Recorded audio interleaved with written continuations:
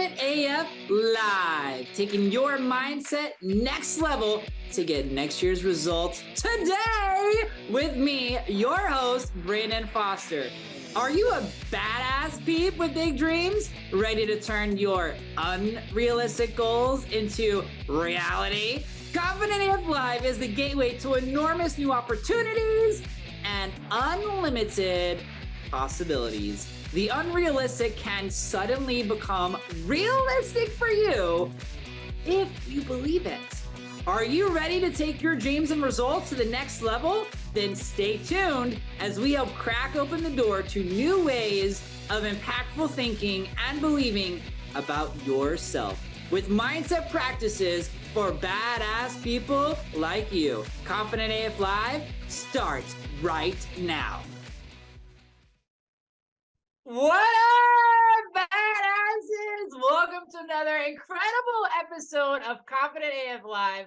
I'm trying not to laugh right now because my husband is home today and he's like circling me right now, like taking all these pictures of this podcast, which I really love and appreciate. But it's like, if you guys ever seen Mean Girls, right? And the people are on stage, the girls are on stage, and as soon as they get on the stage, all the moms, their cameras all go up, right? The dads and the moms with the cameras.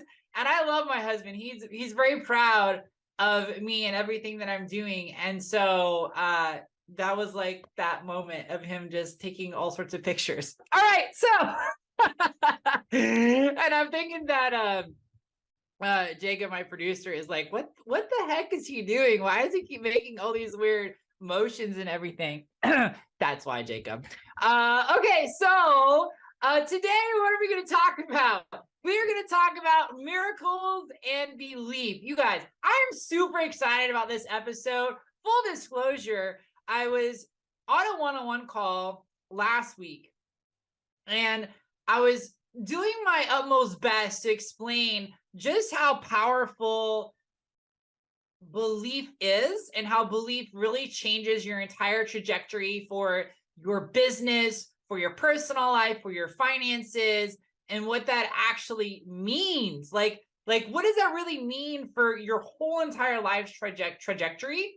And so I shared a really personal story with them, and I got really emotional. So I might get emotional today because I'm going to share the same story, but I'm really hopeful I get to share two stories instead of one with you all today to really nail this in the coffin, so to speak, or nail this into the wood, whatever you want to say. And I couldn't be more excited about it. I also want to talk about what miracles are. Whenever we think about the word miracle, you know, I grew up in a very faith-based household. I am very faith-based. And you think about like stories in the Bible, God parting the Red Sea, Jesus turning water into wine, bringing people back from the dead. And I truly believe that big miracles still happen. But I also think that sometimes the most amazing miracles in our lives are not the big unexpected ones. Don't get me wrong. I'm all about the big unexpected miracles. Like, I am all about those. We have room for all the miracles in our lives. Can I get an amen? We're available for all the miracles in our lives. But today, I really want to talk about how A Course in Miracles describes it, which is a small, subtle shift in perception that can be the biggest miracles. And we're going to talk about that in terms of belief. So before I begin, I just want to remind everybody what a belief is. All a belief is a pattern of thought. It's something that you choose to think over and over and over again. And the more that you focus on a thought, on a belief, the more it becomes a part of your reality and your expectation. And you start to do what is called attachment. And what attachment is you think a thought and you think it over and over again. And because you think the thought over and over again, even if the thought is not true, you attach to it as reality. And that's really the key that I want to highlight, is just because you think a thought doesn't mean it's true. So if a belief is a pattern of thought you choose to think over and over again, just because you have a belief doesn't mean that that belief is actually true. And as Amanda Frances says, it's not like every belief you have or thought you have is written on some chalkboard in the sky. So I want to illustrate the power of belief with two very particular stories that I know will resonate with so many of you. And I feel like I'm doing this on a whole nother level because my husband and I were looking at houses this last weekend. And whoo, if you guys know, like, houses is not like buying a stick of gum. It's not like buying a pair of pants either. It's not like, hey, I don't like the color anymore. Can we exchange this house for a different color? Or I'm just not feeling like I wanted the 3-bedroom vibe. Can we go with the 4-bedroom instead? Like, it really is an investment and a decision that carries some weight behind it, which I believe will make this story even more powerful. And at the end of these two stories, I'm going to tell you the 3 lessons to learn from these stories and why these stories are so incredibly impactful and important. So the first story is how I bought my first house or how my husband and I bought our first house. So I remember just talking to my uncle, who I love and adore, one day, and he asked me, Brandon, how come you guys haven't bought a house? And I said, oh, thanks for asking, Uncle Mark. We can't afford one. And, it's something that I believe for a long time. We're talking about me and my husband were 2 former Ringling Brothers and Barnum Bailey circus clowns. That's how we met. We were used to living on a circus train because he was on the road for 7 years. I was on the road for 6 years. And the room that I had originally was the smallest rooms on the train are called coffin rooms. I had one up from a coffin room, if that tells you something, one up. And it was just a stateroom. And it's like living in a closet. Like the coffin room is like, space of a coffin. And the stateroom is like a small walk-in closet. And then like my husband's room was really like a big walk-in closet because he was the boss clown. That was something I learned in the circus. If you date a performer who makes more money than you also get a bigger room. So I remember just thinking at the time that after leaving the circus, like, there's no way I'm going to be able to afford a house. I really thought too that deep down inside, I'd kind of screwed up my trajectory a little bit in terms of what I had to offer the world because, I went to college. I had a 4-year degree. I ran away to join the circus because it was my childhood dream. And I was told that I was throwing my life away and that I was wasting my gifts, wasting my talent by being a circus clown. And then after being a circus clown, I decided I really wanted to go to film school. And I got my master's in screenwriting from Florida State University.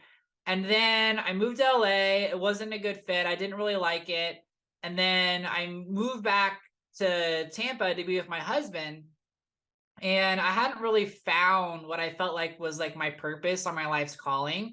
And I was helping him with the local Ronald McDonald program. He played Ronald McDonald, and I was the program director, did all his bookings, all the marketing, was like the liaison between owner operators and the corporation and all that stuff. And I just remember just being blessed that I had a job, being blessed that I had my husband, and being blessed that I had a 1-bedroom apartment. I mean, when you go from a coffin-sized room or a stateroom or walk-in closet room and you go to a 1-bedroom apartment, I mean, I felt like it was a 7-bedroom, mansion in Malibu. It was like, we have a fitness center, at the complex. We have a pool at the complex. I was just so grateful to have what I had. And I remember my uncle saying, why don't you have a house? And I remember distinctly my answer was, we can't afford one. And I don't know why I felt like we couldn't afford one. I don't know where that belief actually came from. I just remember that was the reality to me. That's what I believed. That was the pattern of thought.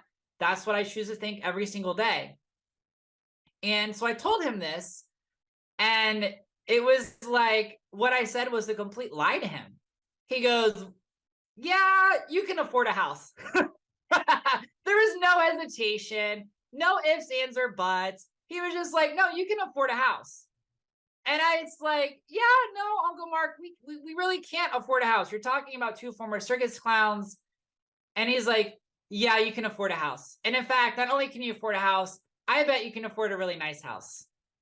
And I go, what do you mean? He goes, I think you can afford 3-bedroom, maybe even 4-bedroom. And I remember just having a big pause. Like, I don't know. I don't believe it. In my head, that's what I'm thinking. And he goes, how much are you guys making? And I told him. And then I could hear this smile in his voice. And he's like, you need to start looking for houses. And what my uncle did in that moment was a true miracle, because he cracked a hole in a limiting idea, a limiting belief. Because a belief is just a pattern of thought, and a limiting belief is a pattern of thought that limits us. Oh, I'm getting emotional. From the good, the amazing, the miraculous, the better than we ever thought, that is really and truly available to us. And he put a huge crack in it. And so I went with my husband that weekend, and we started looking at houses. And we had no clue what we were doing. We had newbie written all over our forehead as we went in. And I remember Lisa's her name. We love you, Lisa. We walked into a model home. It was called the Sweetwater. And when I walked in, my heart just stopped. It was like, I love this house. Like, I love the floor plan. I love the flow. I love it. And I remember thinking, God, can we actually have this? Can we actually afford this, God? Could this actually be our home? And I remember talking to Lisa, who is a realtor, and she was filling in for the salesperson, Christy. Hi, Christy. We love you too. And she was so kind and so gentle, walking us through, for a first-time home buyer, you need to get pre-approval, and this is how you can kind of figure out your mortgage payment, and this is how you get an FHA loan, and all these things. And I remember starting to become overwhelmed, because it felt like the crack in the belief made me believe that it was a possibility for me and my husband. And then when I allowed myself to fall in love with the desire or what I wanted, it was really scary, because I didn't know how we were going to be able to afford it. I didn't know how it all work out. I just started believing the possibility. And because I had that small belief in the possibility, I was willing to see things differently. I was willing to receive the help from Christy and from Lisa. And it was one miracle after the other of small things that led us to be able to purchase that house. One of the things that happened was, at the time, we had an independent contract with the owner operators of Tampa Bay. And because we were technically self-employed, they want to see 5 years of income.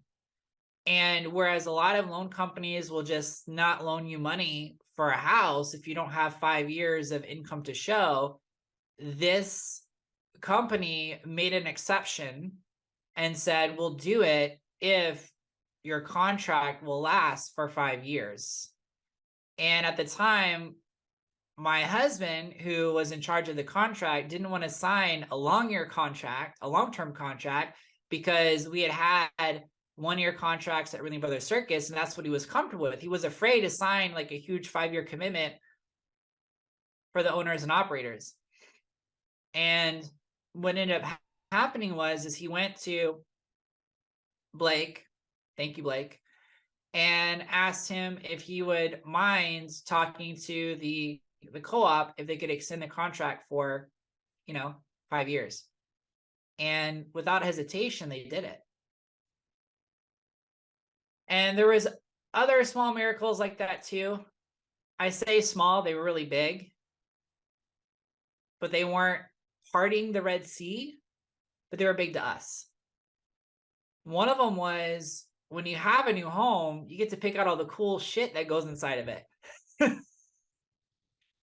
And I remember like choosing between like level 3 carpet or level 1 carpet and level 1 tile, level 5 tile, like all these things. And I remember feeling like this overwhelm of like, it's too much. I don't know if we can afford that. I don't know if we can get that level 1 tile. We want that level 1 tile, boo.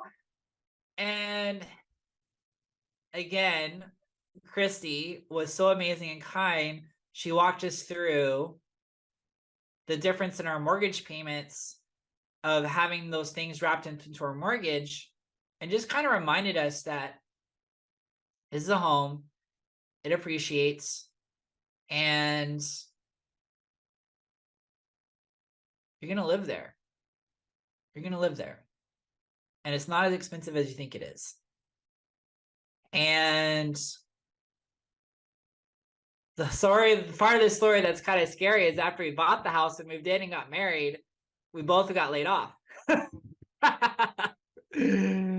here's what's so cool is I don't believe that God sets us up for failure. I don't believe that God pulls the rug out from underneath us. I do believe that sometimes we're redirected, and sometimes circumstances that we don't expect redirect us in a really beautiful way to help us find new jobs, new opportunities, new things, which is what happened when we both got laid off. I mean, that path led me here to do this and encourage all of you. But the beautiful part of that story is really that it all started living in what has been our dream house for 7 years, started with someone telling me to believe differently about myself, about the good available to me and my husband. And I'm curious to how many of you listening today want to believe differently, but either you refuse to believe it, you refuse to hear it, and you just need a crack. You just need someone to crack in your belief. The second story I want to share is how Dustin's parents, my husband's parents, found a home near us. They decided to move to Kansas City, and they really wanted to be close to us.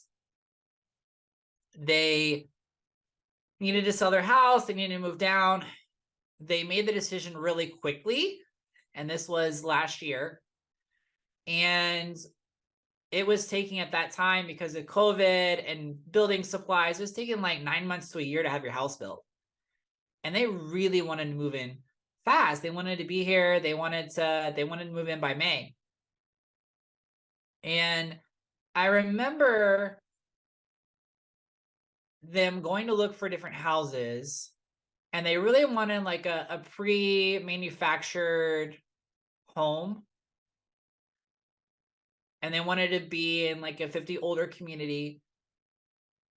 And I remember them visiting us, flying in from Kansas City, and they had gone to look at houses all day.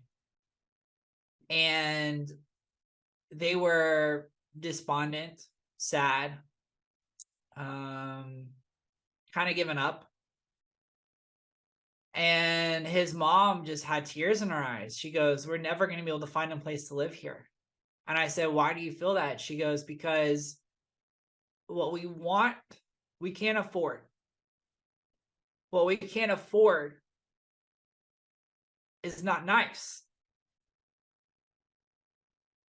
And I don't know what to do. And I have learned from all my mindset coaching and my faith in the good and unlimited possibilities that the perfect and affordable home existed. They just hadn't found it yet. And I remember asking them, how bad do you want it? They're like, really bad. And I said, well, I believe that desires are put on your heart from the divine, and God doesn't play with your heart. And I believe that it's out there for you. We just haven't found it yet. So I started asking them where they were looking, and they were looking, north of Tampa. And I asked them, I said, have you guys looked south of Tampa, like towards Bradenton, Sarasota, like the Ellenson area? They were like, no.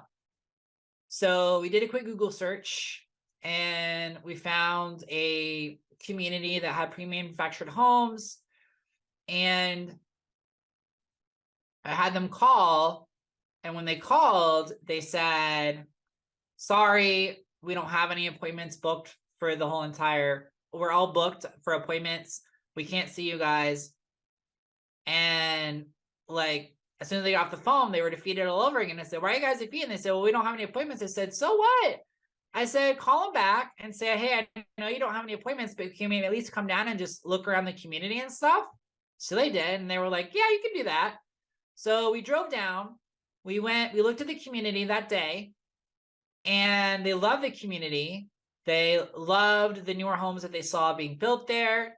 And they're like, well, what are we going to do? Like, they don't have any appointments. So I said, we go to the front and we say, hey, we know you don't have any appointments, but maybe there's a wait list. Maybe there's a cancellation. They can show you around. They can see something. So they went in with me, and we talked to a really nice lady, and she said, yeah, we don't have any more appointments. And my in-laws said, well, we are out of town from Kansas City. We fly out the day after tomorrow. And they said, well, let's put your name on the wait list, and we'll see if something happens, if something opens up, we'll give you a call, and we'll do our best to see what we can do. We just can't make any promises because we're fully booked. And again, they were kind of sad and despondent. And I told them, I was like, look, guys, you don't know what could happen. You're on the wait list. We could get a call on the way back to our house on the highway. Guess what happened? We literally got in the car. We were on the highway, and they got a call from the leasing office, our building office, and said, hey, you guys just left. We just had someone cancel for tomorrow. Can you guys be here? I don't remember what time it was, 2 p.m., 3 p.m., whatever it was. And they were like, yeah, we can be there. So they went there the next day, and they got there,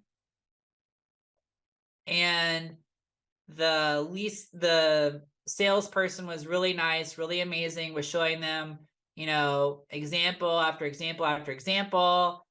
But again, it was a 9 to 12 month wait, and they had to pick out everything and have to wait to break ground. And, there was also some quick sell homes. So if you're not familiar with that, a quick sell home is a home that's already been pre-built, and they put in some fancy stuff, some not fancy stuff.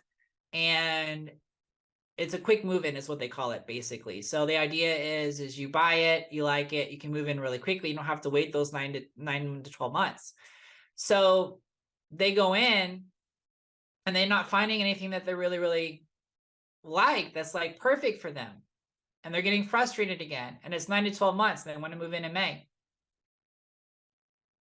And then the salesperson gets a call. And she takes the call, talks to the person on the other line, says, thank you, hangs up, turns to my mother-in-law and says, a closing just fell through.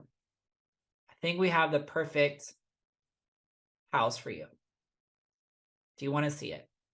They said, absolutely. So they drove over in their golf cart to that pre-manufactured home that had fallen through. And it was everything they wanted.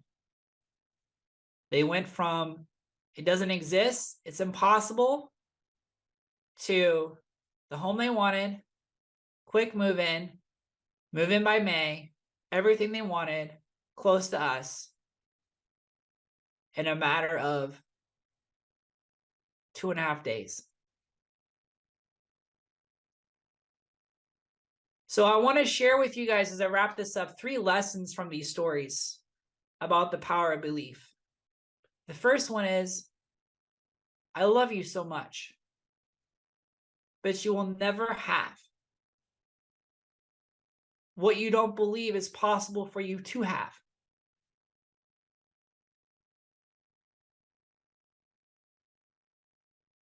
And if you don't believe it's possible for you,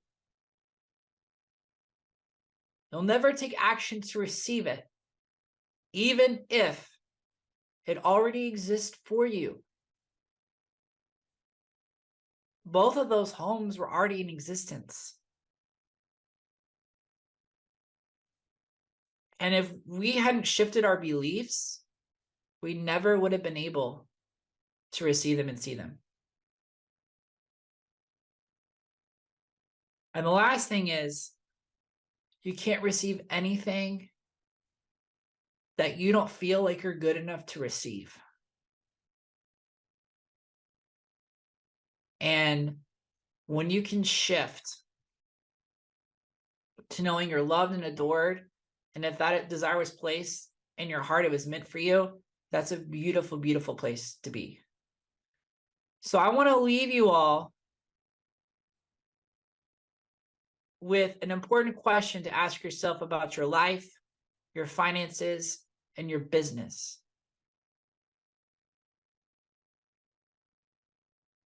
If anything is possible, what would I want? And what would I want to believe? And I would encourage you to ask God, universe, love, to create a crack in your limiting beliefs today. A crack that can open the doors to new possibilities, new ways of thinking, new inspired action. Because if my husband and I hadn't had that house we have now, we wouldn't have the equity. We wouldn't have the confidence to look for an even better house today.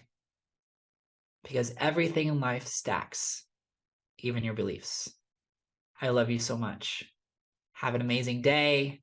And don't forget to join our awesome community, Confident AF Mindset Practices for Badasses. That's on Facebook. I love you so much. Have an amazing day. You have been listening to Confident AF Live, taking your mindset next level to get next year's results today with host Brandon Foster on TransformationTalkRadio.com. Listen or watch live every Wednesday, 12 p.m. Pacific, 3 p.m. Eastern, where I help badasses like you with big dreams learn to take their impact and results next level, turning those unrealistic goals into reality. Confident AF Live is the gateway to enormous new opportunities and unlimited possibilities. For more information, get in touch with me, Brandon, at BrandonRFoster.com.